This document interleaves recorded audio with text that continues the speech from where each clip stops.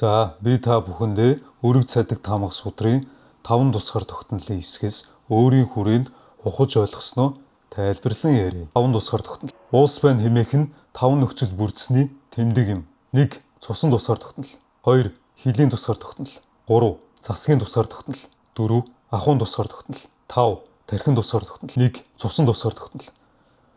Цусан тусгаар тогтнол гэдэг нь та бид ард түмэн бүрдүүлэх бөгөөд оршиж буй газартаа яс цусаа үлдээж орших хүслийг хэлнэ. Оршин буй газрынхаа онцлогт дасан зөгтсөн уул эстэн болох Монгол хүмүүн нь дөрвөн улирлаа дагаж нүүдэлэн жамын дагуу амьдарч тэрхүү заяагдсан эдсээ өвлүүлэн үлдээх чинхүү зорилго нь цусан тусгаар тогтнолын нэг хэсэг мөн юм.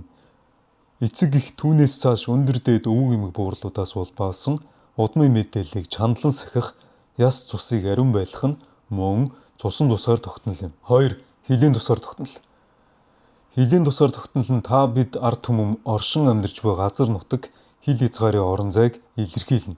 Гагц хэсэг бүлэг хүмүүс манах бус нэг ард түмэн бүр өөр өөрснөө сууршиж, нүүдэлж амьдарч буй орон зайг манснаар хилийн тусгаар тогтнол батчихын үндэс болно.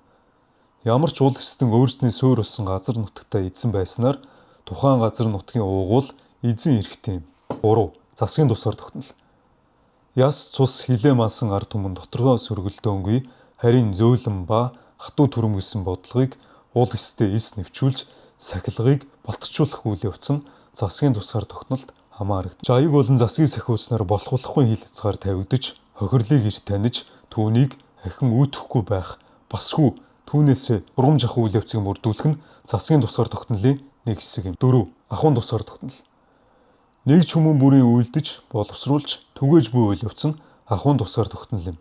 Тухайн оршин буй баян хангай, уул, уснаас, мал ахуйгаас хишиг тосон, тэрхүү тоссон гişгээр ур бүтээж, бусад уул эстэнгээс ис хамаарч, гагц өөсийн чадамжаараа дисэн үлдэж харах нь ахуйн тусгаар тогтнолын хэсэг юм. 5.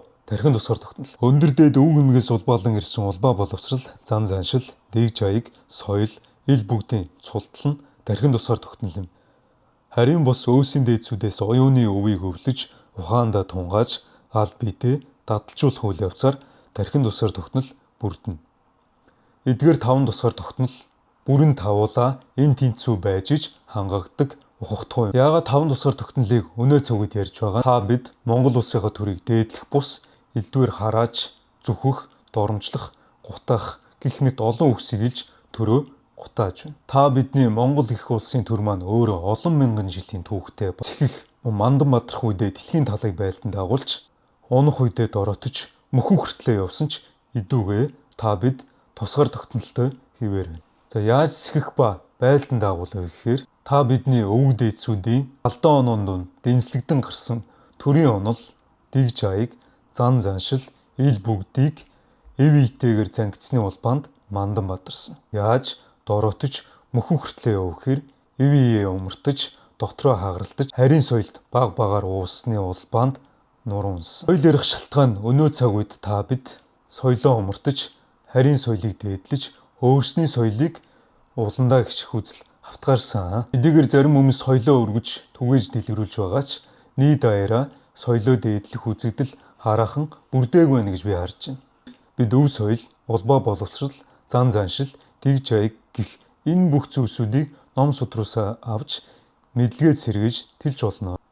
Үүний улбаанд та бид яг одоо яах хэрэгтэй вэ гэвэл нэг ч хүмүүний чадамжтай анхаарч төрийн хамгийн бага нэгж болох өөрснөөсөө эхэлж өөрөөсөө өөрийнхөө бүлээс мөн өөрийн тань үе хойжсон ясны тань хэлтэрхий цусны тань тусал бодлыг тань бийжүүлэгч үйлдэлийг тань үргэлжлүүлэгч болсон нялхас үр хойжстой өвлүүлэн заан сургаж соёлжуулах хэрэгтэй юм аа.